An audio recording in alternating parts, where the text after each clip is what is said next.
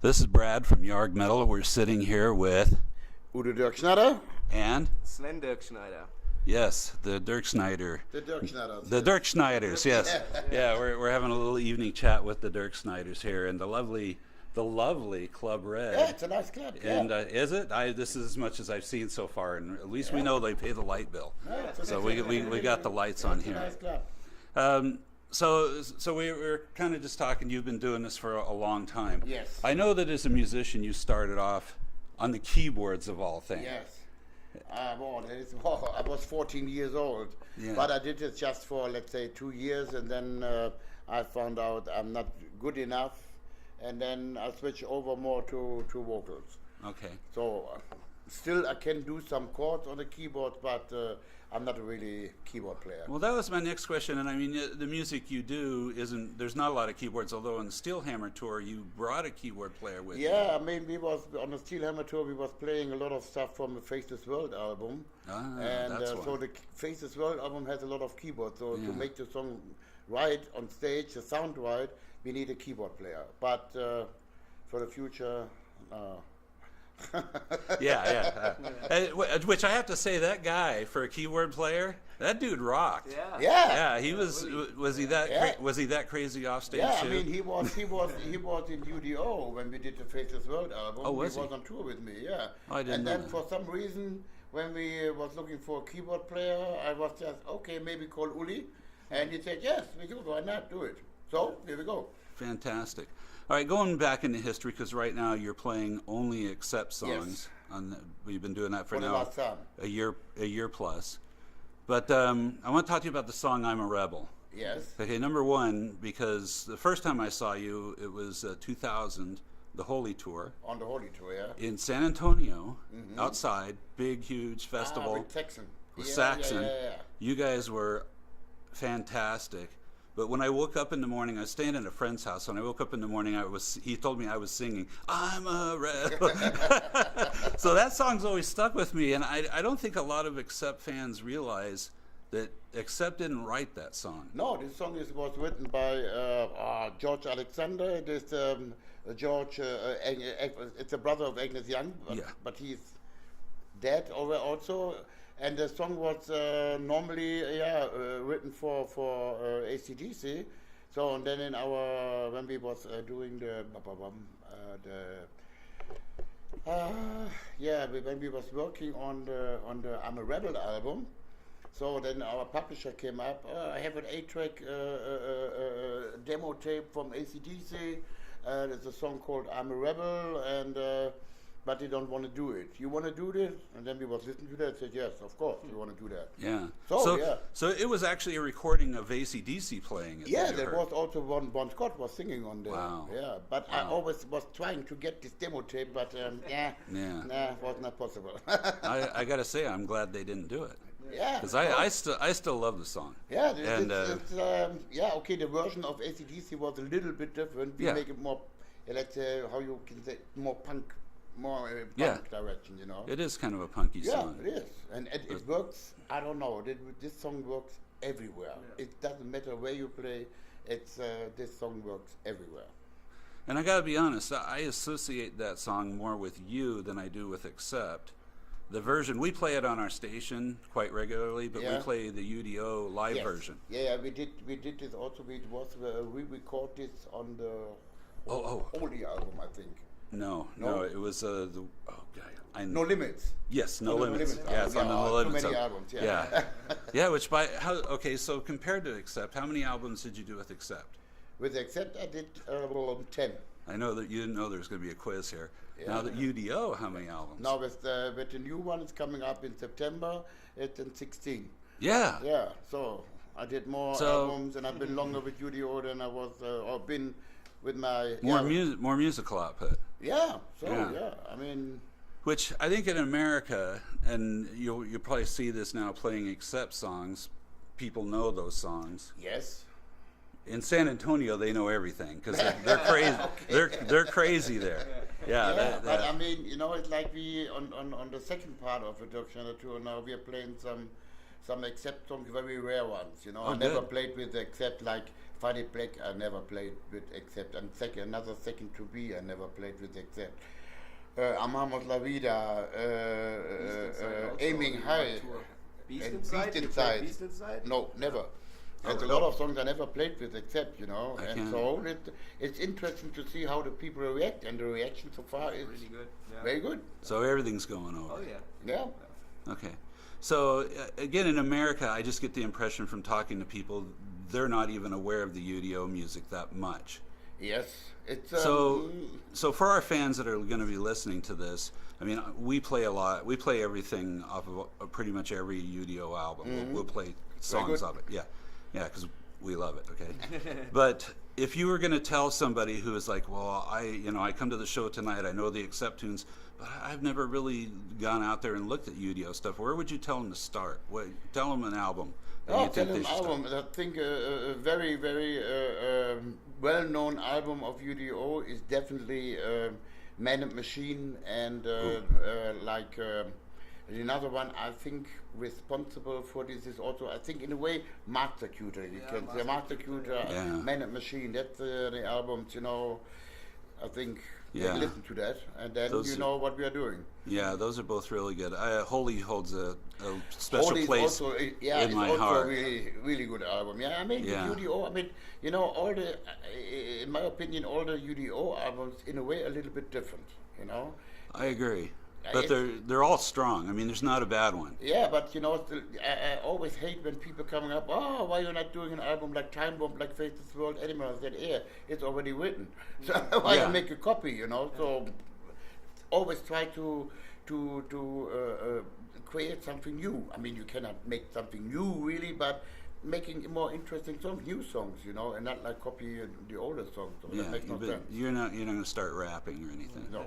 Good. Definitely Thank you. So you already introduced that you're doing a new album, a new U.D.O album. Yeah, this is already, we are the mixing starts already, and so it's coming out in Europe at the end of August, in the beginning of September, US and Canada. Okay, well we're going to be all over that album. Cool. Yeah. Now this will be the first album you've played on, That's right? right, yeah. I just recorded drums for that last year in April, I guess. Yes. That's already a long time ago, yeah. So that was my first studio album with U.D.O. That's right, yeah. Have you done recording before with other bands? Not pretty, like my own bands, you know, when I was a teenager or whatever. Like we did some studio recordings, also with Stefan Kaufmann, but not like high professional level, you know. That was just my youth band, you know. Right. Yeah. Well, speaking of Stefan, I mean, being a great drummer, who knew he was such a great guitar player too? Oh yeah. I don't know if you guys are all still friends. Oh yeah. Oh good. Okay. I mean, he was doing. It's not a secret. He was doing. After 5 years now, he was doing my vocal recording again. We was working together. Okay, so there is no bad things going on. No, we are really that's good. close That's together. good. So I'll ask this to you then, as a drummer. When you're listening to the Accept songs, there's plenty of U.D.O versions, live versions of those, right, yeah. and of course there's the originals, the Stefan stuff. What do you kind of gravitate towards, or do you just like, I'm just going to do my own thing? I mean, there are some, like, let's call it Stefan rules, you know, you have to be aware of if you want to play the Accept stuff right. So I pretty much try to do a mix of the original version, like together with my own kind of style, feeling what I have, you know. So, but like for example, talking about London Leather Boys, there's this C part in the middle, which you can't actually play different compared to Stefan, you know. But everybody does who tries to cover it. So I was pretty lucky that Stefan actually got into the studio with me and showed me some of the stuff.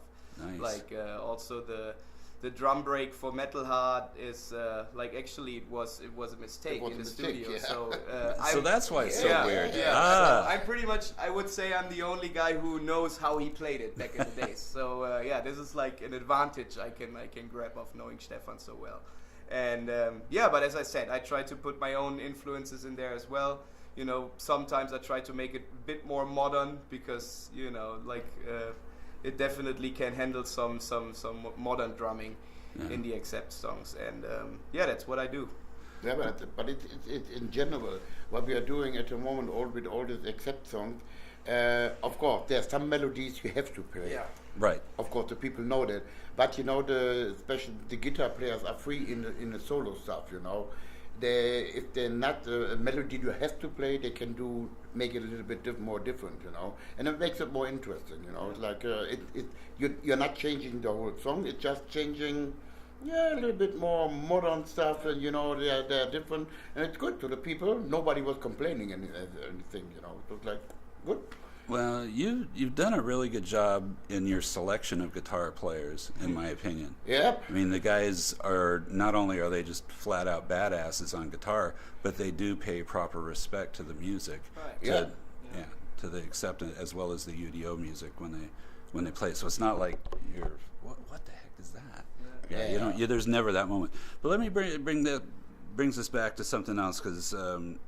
You know, I've only been able to see you actually the one time in San Antonio, and then hopefully tonight if they let me in. Oh, okay, good. Unless they throw me out. I can't put you on the guest list. Oh no, you don't need to do that. But no, I mean, you know, I can get a little out of control. But my question is, when I see you guys, because I have all the DVDs, you know, is that everybody seems to be having a lot of fun on stage. Yeah, I mean, we always try to have fun on stage. I think that's important, you know. It's like that the people see, you make the people happy, and the people have to see also that you enjoy what you're doing on stage. I think that's a very important thing, you know. And and it's everything, both things are coming together, that the people having fun and the whole thing comes over to the stage, you know, to us or to the reaction of the people. And that there is something then coming together, you know, and that's really like a push you also. I mean, a lot of people was asking me, you are not really tired to play Ball to the Wall? I said, yeah, in a rehearsal room, yes. But on stage, it's still like, you know, if you look in the faces of the people, it's really like, yeah, I mean, after I don't know how many years, 30, whatever, they still enjoy this song, and also like also young people, you know, we have a lot of young people, especially in Europe. Yeah, that's right. Unbelievable, and they're singing everything. That's unbelievable, you know. And that is like something for me. Yes, we did something right. You know what other Accept song that I've noticed people just go nuts over, and is Princess of the Dawn. Yeah. Have you noticed that too? And, I don't know how much you can really tell from on stage, how much, you know, the feedback from the people. Princess and Balls is pretty much, these are the two songs, like whenever this starts, everybody knows exactly what we're talking about. Okay. You know? So definitely you can see these are the most, and it doesn't matter where you put the songs. Like we had Princess in the middle of the set last year, and it doesn't matter where you put it. It's always a special moment, you know, because it's Princess and Balls. That's the Princess Balls. Yeah. So it's a special moment, and you definitely can see that people still enjoy the music. And speaking of which, my generation, I actually see that a lot in Germany, or my friendships and stuff. You know, people really enjoy listening to the old stuff, like 80s and 90s music. Yeah, it's a big thing, you know, for some people. Yeah, I know a lot of people right now of our age, you're probably not in this group, are worried that live music, real music's dying, that real rock music. But I think it's coming back. Yeah, I agree. That's the thing, you know. At the moment, we have a trend that people want to have the real music back, and that's a good thing, you know. Yeah. Like therefore, we have, I guess, some good new bands coming up.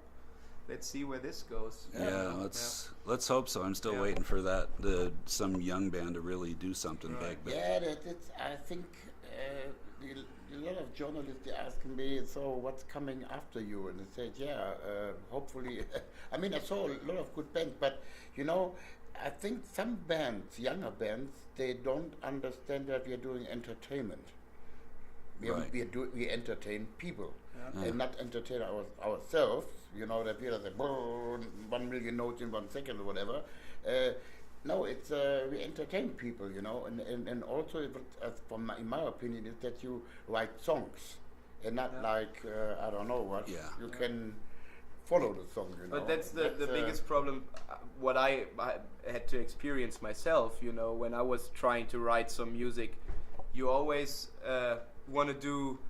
Yeah, like more is more, you know, you put this part in, you put this part in, but then at the end you figure out like we don't need this actually, you know, because like let's do a song, let's write a song and not play our own solo in a way or whatever, you know, so that's what you have to understand, I guess. Yeah, but solo can be also only 4 notes. Yeah. Just the right notes. Yeah. I think, and well, I don't know, think back to when you guys wrote Balls to the Wall. When you guys wrote that, were you like, this is it? This is the song, or are you just like, that's just another great song, and we're gonna. The riff was there, and then the chorus was there, the melody, and then nobody knows what happened with the verses. So and then really, and we had the lyrics, and then nobody was like, how can we sing on this? So and then one night, this is a true story. I was completely drunk together with Stefan Kaufmann in the studio, and we was recording. Then let's do something, and that's it. What you hear, that's the verses. Completely drunk. Fantastic. Yeah. Sometimes you know you do things. It's the same with what song? What is also a special song like another one. That was also like nobody knows exactly. Also, Princess, you know, for example, was like we had only the riff, and that was like a song. Maybe it was already we don't want to do this song, you know. Like, and then it developed, you know, step by step. Sometimes you know things coming, and then that's it. And in the beginning it was a boring song, you know, like no. So sometimes, it's something that sometimes things happen, you know. And in my opinion, it's much harder to write an easy song than to make a complicated song. Yeah. Complicated is easy. That's to make it like, truth. Yeah. and then maybe some people say, this is boring. No, it's not boring, you know, that's the thing. Yeah, I've had this discussion with other musicians, and we've come to the conclusion that the thing that's missing in music, modern stuff that's coming out, it's the heart. Yeah. That's the most important thing, It's the beat that makes you nod your head. Right. Yeah. You know, and the swagger, and Yeah. and also we like to say the sexy. The sexy You know, guy. yeah, That's right. yeah, Yeah. And believe it or not, people, Udo is sexy. Yeah, U.D.O. The music. I mean, it's you can't deny it. It's fantastic stuff. So yeah. So if you're listening to this and you're not listening to Yargmetal, well, what the hell's wrong with you?